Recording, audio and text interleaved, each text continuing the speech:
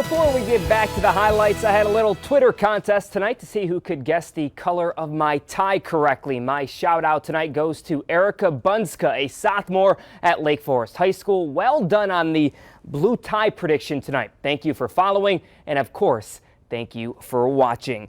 3 games left on the schedule, and already the Polytech boys basketball team has clinched the Henlopen North Division. That's how good the Panthers have been this season. Now, I've been on Delmarva since 2008. This is the most talented boys basketball team I've covered since arriving on the Eastern Shore. In my opinion, Polytech has a great chance to win the state title. The Panthers on the road tonight taking on Sussex Central. Over 2 minutes into the game, still no score. Monte Clanton gets the friendly home bounce, game high 22 points.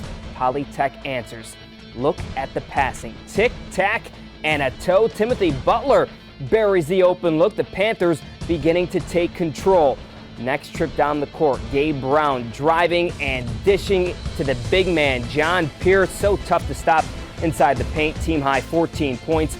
More from Polytech. This time taking their game to the outside. Chase Chappell sinks the triple. Polytech is a winner, 54-36. They are now 17-1 on the season. Staying in Georgetown, Sussex Tech hosting Cape. First quarter, the Vikings take to the outside. Ryan Thornburg drills the corner tray, game high 28 points. Back come the Ravens. Tayron Abbott to Jeffrey Monroe. Foul line jumper is pure. And my best buddy Juwan approves, breaking off some dance moves. Sussex Tech kept attacking. Brandon Palmer picks up the loose ball. Hand in his face, doesn't matter. The freshman hits the J. The Vikings played some inspired basketball tonight. David Kwan scores on the reverse layup, and Cape beats rival Sussex Tech 79-75, crushing the Ravens' playoffs hopes. In girls basketball, Indian River battling Seaford. First quarter, the Jays in transition.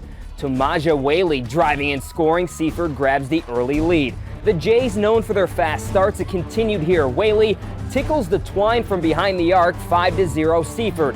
The Indians would regroup. The Jays overly aggressive on D. Patrina Bratton makes them pay. Later off the inbounds, Taylor Billinger finds Tashara Houston for the bucket, game high 17 points and 18 rebounds. Indian River gets past Seaford 51-32. Stephen Decatur reminds me a lot of Cape Henlopen. Both schools are very, very good in almost every girls varsity sport.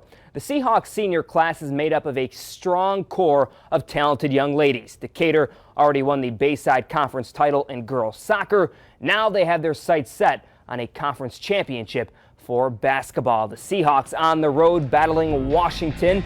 Early in the first quarter, Decatur doing some damage with the full court press. Peyton Van Kirk to Dayana Godwin. The Seahawks up 4. A little inside out action now from Decatur.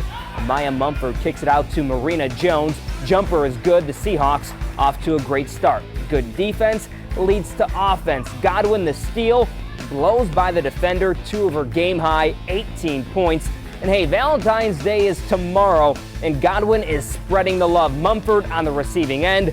She converts inside. Stephen Decatur all over Washington, 69-11. One other Bayside girls basketball score to pass along. North Carolina wins the close one over Cambridge, 37-34. On the wrestling mat, Y-High up against Snow Hill. Senior night for the Indians. 106-pound weight class first period. The Eagles' Declan Fisher gets the takedown on Josh Carey. That would be just a preview of things to come. Later, Fisher would get some back points. He goes on for the Tech Fall victory over Carey. 126-pounders beginning of the third period. Snow Hill's Zach Brittingham comes up with a reversal on Aaron Rojas. Match tied at 3. But then seconds later, Rojas flips the script, locks in the headlock, and look at this. Rojas delivers the pin on Brittingham. Y-High tops Snow Hill 43-14. The Bennett wrestling team taking on Cambridge tonight. 220-pound weight class. Second period tied at 2. The Vikings, Eric North gets the escape. He now leads Elijah Harmon 3-2. Same score, final seconds of the match. North puts this one away. 2 points for the takedown. He wins 5-2. 285-pounders. First period, the Clippers' Loma Thomas puts Alex Moore on his back. After a brief battle, Thomas would cinch down and get the pin. Cambridge knocks off Bennett 38-31. Now for my student section of the week. I tell you what, it's been a lot of fun this year covering high school basketball games across Delmarva. The passion, the pride, and the school spirit. It makes the atmosphere so much better in those gyms. On Tuesday night, the Y-High student section, the Weeko Migos made their presence felt. Check out the bleacher creatures from Bennett breaking out the camo against Mardella. Last night, the Parkside Green Machine had a Hawaiian luau. Really nicely done by the Rams. But this week, I have to give the slight edge to the Worcester Prep student section. I tell you what, on Wednesday night against the Salisbury School, Mallard's Nation had a red out. They were 75 deep and loud the entire game. They are my student section of the week.